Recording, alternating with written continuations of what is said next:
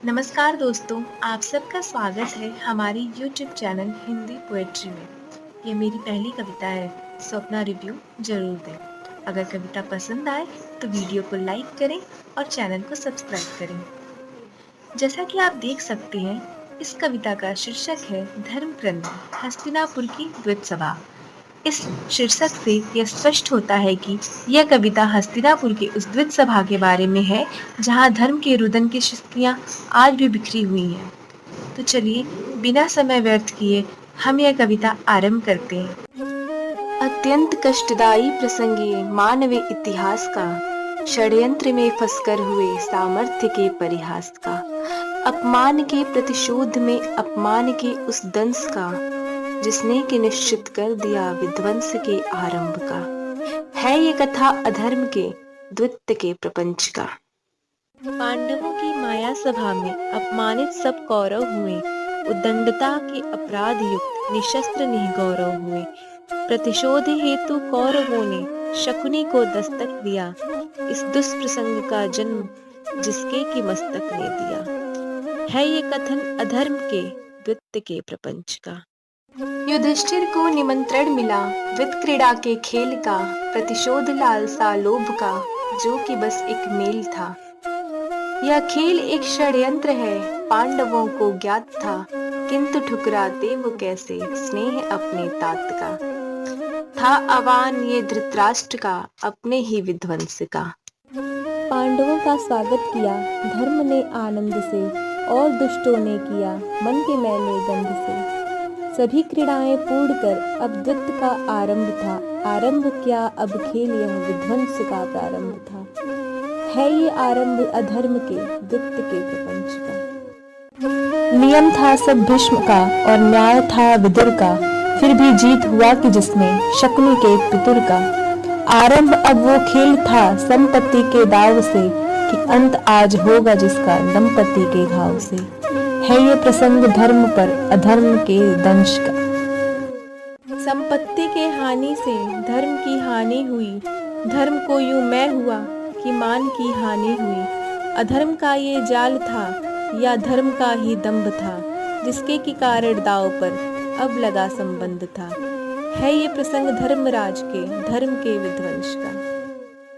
प्रथम अनुज थे नकुल, चढ़े थे जो कि दाव पर, स्थान जिनका हो गया दुर्योधन के पांव पर। खड़क के जिस वीर को रक्त का बस प्यास था, हाय शूर वीर वो षड्यंत्र का अब दास था। दास कौरवों का अब पांडवों का अंश है। प्रथम बलि के बाद दाव पर लगे सहदेव जब, अधर्म से क्रोधित हुए खड़े हुए गुरुदेव तब। किंतु द्रोण पुत्र जब खड़ा हुआ विद्रोह में, अधर्म को स्वीकृत किया उस कुपुत्र के मोह में। है दोष ये गुरु द्रोण का, निमित्त बस वो मंच है। द्युत में बलिदान को अर्जुन धनंजय थे चढ़े, और सामने आत्महीन अंगराज थे खड़े। समय के विष चक्र का प्रमाण यह यथार्थ है, कि कौरवों का दास अब गांडीवधारी पार्थ है हार ये गांडीव की और जीत है प्रपंच का। भूधर भी कांप जाए जिसके मात्र पांव से, वो विकोदर भीम आज द्वित्य का एक दाव है। समस्त विश्व मान्यता थलोह जिसके बल का, वो भीम आज दास है नपुंसकों के छल का। क्या है जीवित धर्म फिर भी पांडवों के ज्येष्ठ का। अनुजों को हार अब धर्मराज दीन थे, किंतु धर्मराज आज स्वयं धर्महीन थे। अधर्म की लहर में चढ़े अहम के नाव पर, धर्महीन युधिष्ठिर अब चढ़े स्वयं ही दांव पर। है दास युधिष्ठिर आज पर स्वयं के ही दंभ का। हार गए थे पांडु ज्येष्ठ अपने स्वाभिमान को, किंतु क्या वो त्याग पाए अपने अभिमान को। लग गई थी दांव पर पांडवों की पत्नी थी, यज्ञ से जो जन्मी थी स्वयं यज्ञ सैनी थी। धर्म आज शून्य है शांतनु के वंश का।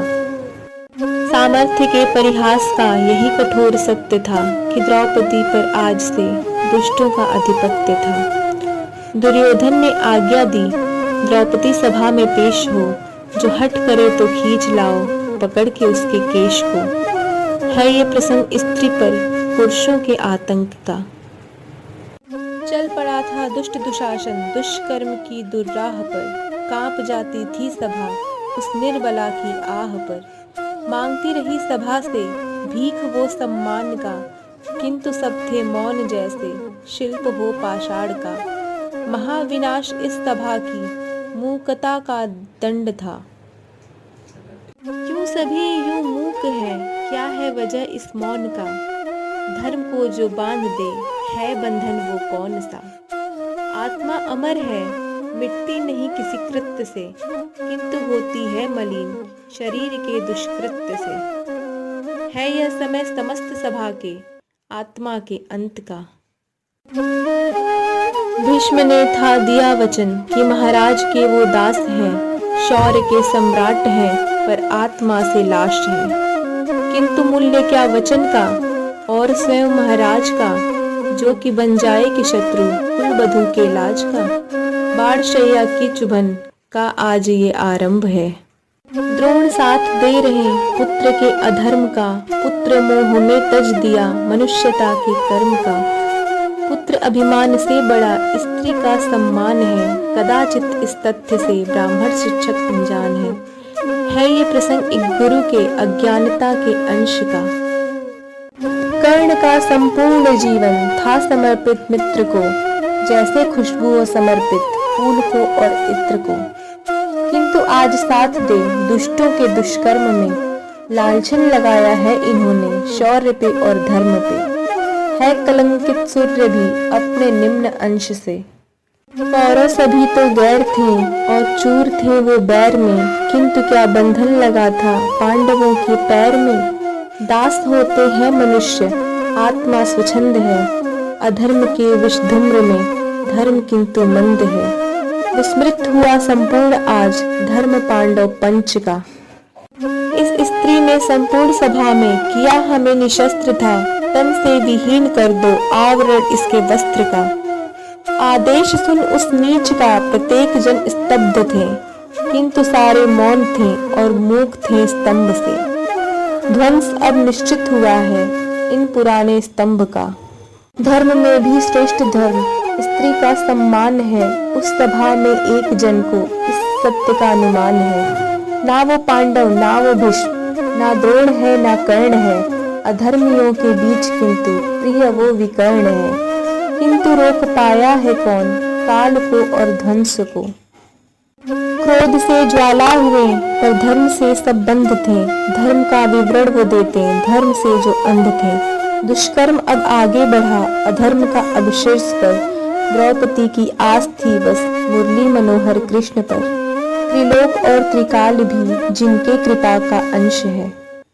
खींचने लगा दुशासन द्रौपदी के वस्त्र को, कृष्ण की कृपा से किंतु वस्त्र फिर प्रशस्त्र हो।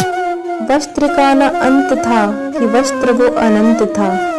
अब समय समाज से अधर्म के है अंत का, समाज जिसके अंतर में अधर्म मात्र शेष है। आज निश्चित अंत था शांतनु के वंश का, प्रसंग ये आरंभ था समाज के विध्वंस का। शक्ति का ये अंत था, साम्राज्य का विध्वंस था, धर्म का ये नाश था, अधर्म का विध्वंस था। धर्म क्रंदन की सभा का अंत ही विध्वंस था।